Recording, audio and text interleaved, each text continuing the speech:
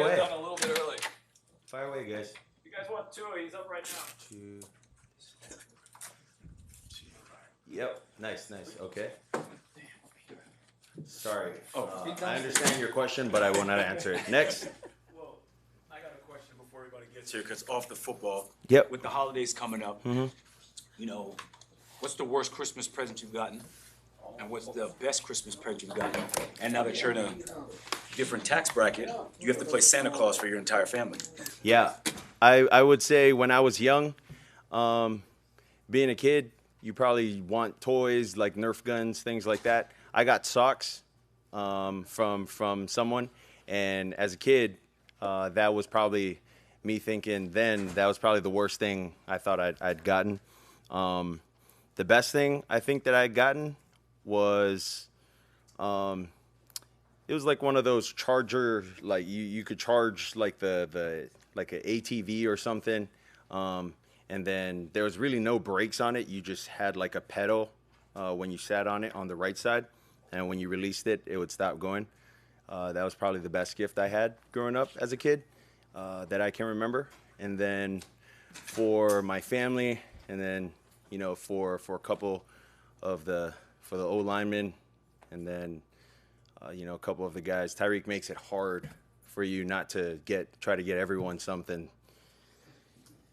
So we'll see how that goes. But, you know, it's hard for me to get my family things because I feel like, you know, most of the things that I've gotten them was all that they've wanted.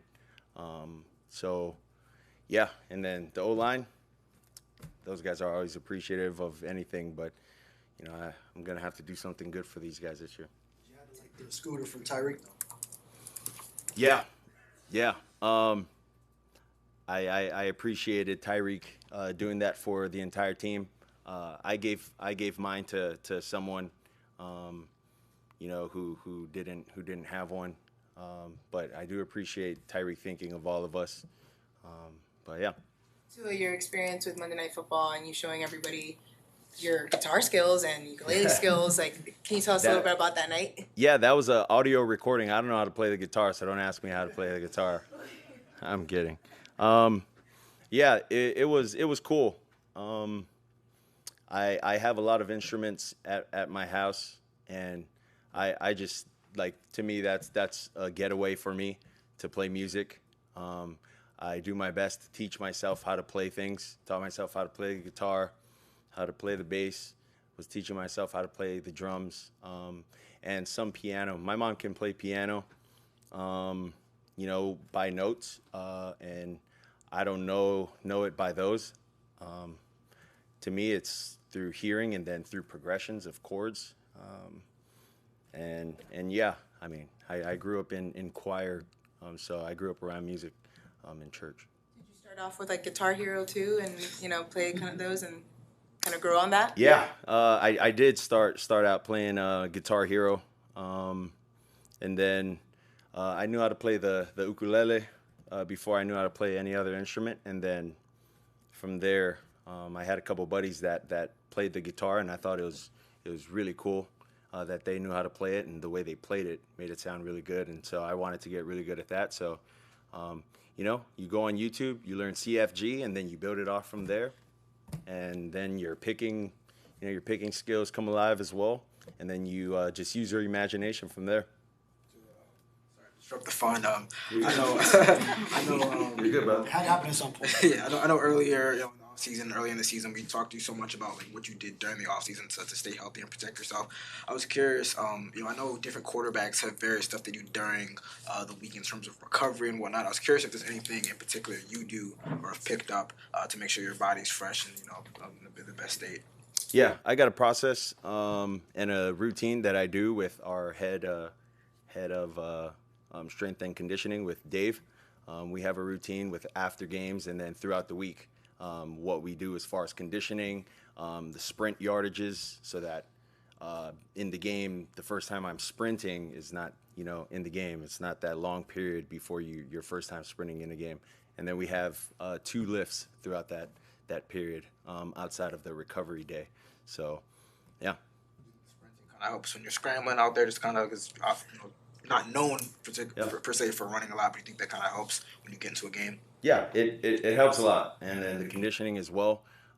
There's only so many times we can run full speed reps of keepers or extending the plays in practice with our guys running full speed. So I got to find other ways to, keep myself in check with that. How often do you cold tub and or recovery chamber? I've never been in any of those chambers or the especially cold thing you stand in. Do you use any of those three things? I use the cold tub every day. Every morning I jump in the cold tub, and you can ask any of the guys. Do you still take the jiu-jitsu classes? I know you said. I don't take any jiu-jitsu classes. From what I have learned, I've just been practicing what has been given throughout the process where I've been learning to fall, and really just going over that on Thursdays. Do you think you'll continue the training in the off season? Is that something you want to continue to do? If I want to become dangerous, then sure, but no, I'm just learning how to fall, brother.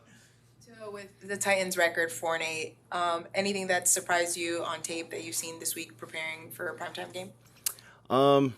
Not necessarily. I think, one of the things that, is going to be where we're going to have to see is, who's going to fill in for 98 in Jeffrey. That's a I think personally a big loss for their D-line with the things that they do in the back end and with their backers. But outside of that, they are who they are. They play what they play. And we're just going to have to be ready with some answers with the pressures that they have. So in a game where you had those two long touchdown connections with Tyreek, you also had to like that. Yeah, you had a 0 in the interception, the turnover section. What were your thoughts after that? Was something that we're trying to get over in recent weeks. Yep. Anyone can do it once, so I got to continue that throughout this back stretch of the year. So 0 turnovers, it's a good one time, but anyone can do it once. Speaking of that, we saw on Hard Knocks this past week that Mike encourages you to use, rage isn't the right word, but extreme frustration and focus it. Have you been able to do that, to use, because obviously you've talked more a lot in the past about being frustrated when you do turn the ball over. Are you able to do that? Yeah, I'm able to move on from it a lot quicker than I've been in past years, and I think that's just the level of growth for myself as a football player, as a person. Not everything's going to go your way, but how you react to it, you have control over that. And so I've said it many times, you never win the game, in the first, second, or third quarter. So if you throw interceptions, you always have however much time left to redeem yourself to go and help your team put points back on the board and win the game. Obviously, you guys get up for every game being professional athletes, but the fact that on Monday Night Football, you guys will be the only game on, do you guys get more amped up for that, knowing that all eyes will be on you guys? To me personally, I don't think our team cares if we're Monday night, if we're 1 o'clock Sunday game. Our team is just excited to go out and play. Once you get a taste of what it feels like to put a good work week together and then you see the results, for our guys, what I've seen is it's like addicting to them, and you see guys staying in longer, you see guys doing a little more. So yeah, I don't think any of us necessarily matter if it's a primetime game or not. We just want to go out there and play. How do you feel about Austin Jackson as your long-term Oh, blindside? that was awesome. That was awesome. Can we all give him a round of applause, please? Seriously, can we all give him a round of applause? I'm not saying you guys, but it could be you guys. The media, everyone wants to say whatever they want to say about Austin Jackson, but it's almost like a heroic story or something for how he's turned his career around within last year up to this year, and all the things that's been said about him. I'm very proud of him. I know he's very happy, but out there at practice, you wouldn't see it because of the person that he is. I'm sure his family's very happy for him, but this dude just loves ball. He just wants to do anything and everything that he can do to help the team, and we're all happy for him. So that was awesome. Could you tell us, Tua, about his personality through all of this for these last couple of years and just his work ethic? Just tell us how it's Yeah. been. Kind of like what he said about me. You know, he's been a more vocal person.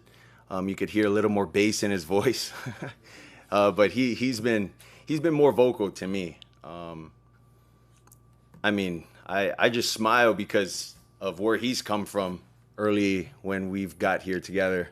I mean, there's a lot of things that's been said about him in front of team meetings, you know, in in the media and things like that.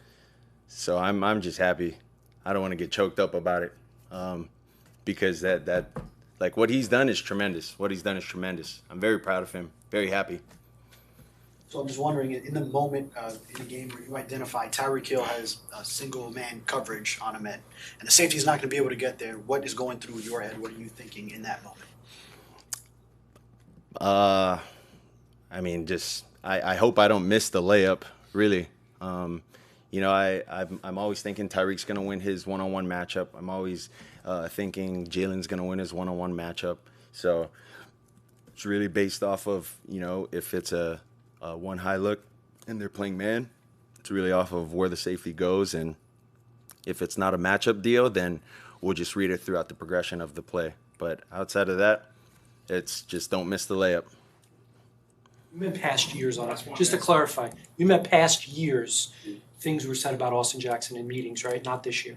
Yeah, Past not this year, years. past years. Yeah, it's awesome. It's truly remarkable to sit in those meetings, have things told about you that you know aren't true, but they get planted in your head, and you have the media on you as well, and then you have someone like Mike and his coaching staff come in and basically just build you back up. And it's not just Austin; it's really everyone that's been here, you know, for some time, and kind of give you that renewed confidence in yourself to just go out there and be yourself and play the way you've played. That's why, you know, the organization chose you. You see the fruits of his labor. So I'm very happy for him. And, you know, I think we'll probably have a couple of other guys as well, hopefully within the near future. So I'm excited about that. Thanks, Tim. Thanks, guys. Appreciate it.